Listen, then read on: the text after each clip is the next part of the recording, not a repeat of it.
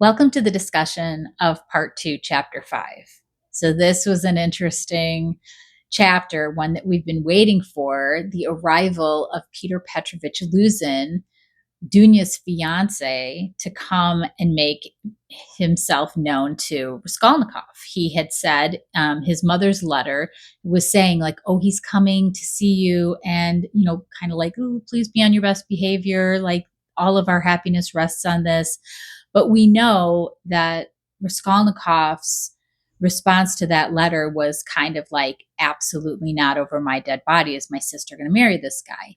He was completely offended by everything that his mother said, even though she was trying to sugarcoat it and whitewash it and not really let him know the real situation. She kept accidentally telling him the red flags, and he saw it for what it was.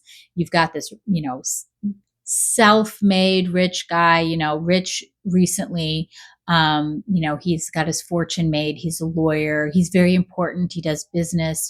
He's got a legal case in front of the Senate, and which he's completely unimpressed about. And he's comes to her, his sister, and is like, oh, you're exactly what I'm looking for. You have high moral standards and you're poor. Like, that's what I want. And like, that's what you want.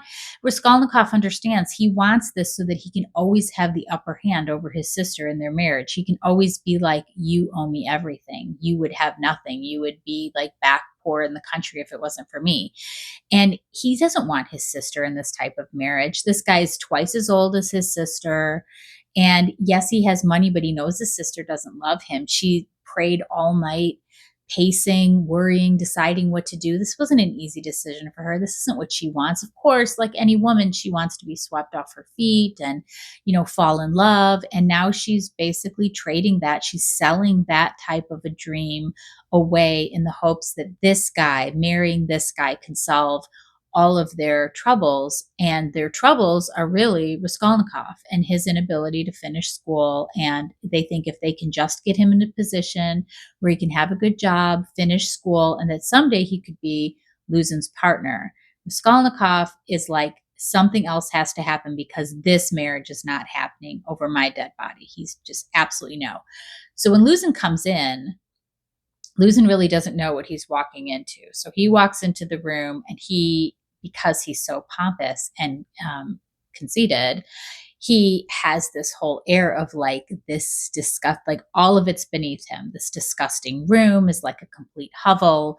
The guy laying on the couch, like undressed, unclean. He looks over to Razumihin, who's also like unshaven, not dressed up. And then he looks at Zossimov, who's a bit of a dandy and is, super dressed up as he usually is with his pocket watch and, very laissez, yawning all the time.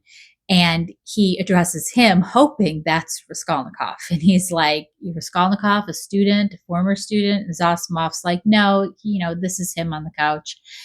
And he keeps in this whole conversation often turning to Zosimov because he feels like this is the guy that's on the same level with him and he wants to address him. But Razumihin says, I'm also a student. Come on in, don't let us stop you. He explains that Raskolnikov has been sick. He's been, delirious for 3 days, sick for 5. He just got better. This is the doctor. He kind of like explains the whole situation. So Luzhin realizes like, okay, I've got to take it down a notch as far as like me acting like this is all objectionable. I need to be a little bit softer. And he tries to be agreeable. He tries to start to get on their good side by being like, oh, these are students who are hip and young with the new ways. This new idea, this new wave of ideas that was coming through Russia at the time, led by people that were college age, kind of pushing back against religion, pushing back against morality, pushing back against a lot of these Christian ideas and leaning more into science and economics and worldly ideas over religion and morality. And so he tries to get in good with these guys by being like, hey, I'm hip. I'm one of you. Like I'm really into this new wave of thinking and it reached us in the country, but so it's so cool to be here in Petersburg and see it for myself. And they're like, okay. And Razumihin gets a little into it, like back and forth, like, well, what do you mean? Like he's kind of challenging him on like, well, what do you think is so cool about the new ideas? And Luzhin goes into this like,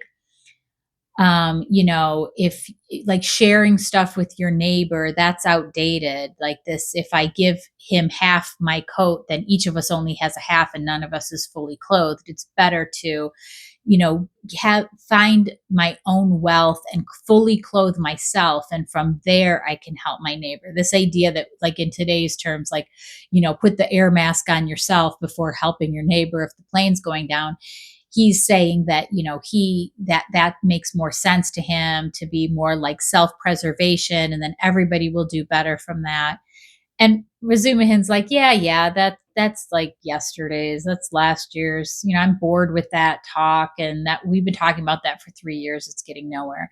And so it's kind of deflating Luzhin's balloon, because he's like, well, he's trying to be this cool hip guy with them. He's twice their age, and they're just like, yeah, Gramps, whatever. And so he's really not getting the reception that he wants. And he keeps kind of looking to Zossimov like, you get it, right? Like, you're one of me. And then in the middle of it, Raskolnikov is just like, just has had enough of this guy and his pompous kind of like, fawning. And he says, I'm offended basically by how you treated my mother. And if I ever see you again, and Pyotr Petrovitch Luzhin is just like, can't even believe what he's hearing. Like he is expecting to have this reception of like, oh, like honored, like they should be honored that he is, a man of great standing and wanting to marry Dunia, and he's expecting them to be fawning over him and like going out of their way to be pleasant and agreeable and make his acquaintance and like thankful. And he's getting the opposite reception. He's getting the reception from these guys like, whatever, we're not impressed by you. And then by Raskolnikov's like, if I ever see you again, I'm throwing you down the stairs. And he's just like so offended. He can't even believe it. And he says to him, like, how dare you come to my sister and say that, you like her because she's a beggar, and that, that's the reason why you want to marry her. And Luzhin is trying to be like, well, your mother, said it. I didn't expect her to like so blazingly misrepresent what I had said. And Raskolnikov's like, no, she didn't misrepresent. She said it how it is. And if I ever see you again, if you ever say anything about my mother again, I'm going to throw you down the stairs. Well, Razumihin thinks this is very interesting. He's enjoying the show. This guy, Luzhin, gets up and he promptly leaves. And then Raskolnikov's like super irritated now. And he tells Razumihin and Zossimov, he's like, you guys got to just get out. Like, I need to be alone. I cannot take this anymore.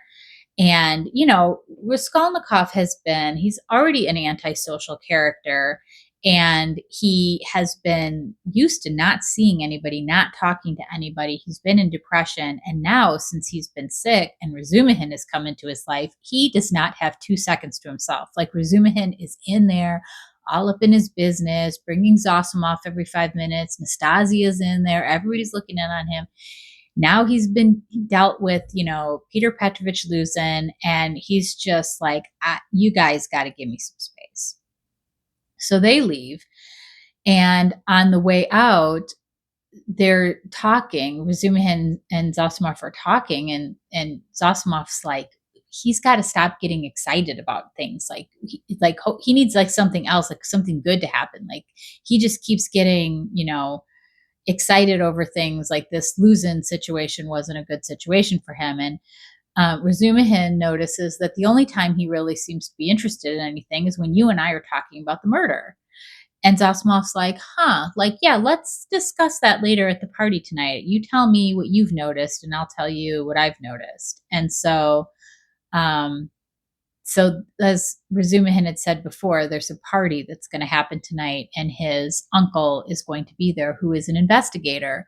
And he had said while Luzhin was there and talking with Raskolnikov, Razumihin and Zossimov, kind of on the side, started picking up their conversation again about the pawnbroker murder, and saying that, they overhear again, like Raskolnikov and Luzhin had enough of a lull in their conversation before it got ugly that they overhear these two talking, and Raskolnikov or Razumihin is saying, um, I don't think this was a professional that did this. A professional would have kind of thought it through more and wouldn't have gotten himself stuck in the situation of, being caught red-handed almost. And that just by the fact of what he took like these handful of trinkets, like just, when there was 1,500 rubles that he left behind that were in the top drawer of the trunk that he was looking through. And so saying like he didn't do a very good, if he's a professional thief, he would have done a better job like thieving. He didn't take really the valuable stuff. He just took some kind of useless trinkets that aren't worth very much. And Luzhin, it's almost like loser. Luzhin comes in and he wants to use this again to kind of make his point about how society is going. And he's like, well, who has who has gold to pawn to a pawnbroker but good society? So if good society is to the point of, you know, dealing with pawnbrokers, then, it's kind of making my point that we need to get into a better place. And, he's trying to be kind of like back in the fold with like what he's trying to say. And they're just like, yeah, whatever. They didn't want to have anything to do with him. So it ends with them leaving, Nastasya saying, hey, you want some tea? And because she never seems to leave, she's always kind of lurking around him. And he's like, no, maybe later. And I think this will pick up in the next chapter at the party. And we'll meet his uncle. We'll meet Razumihin's uncle,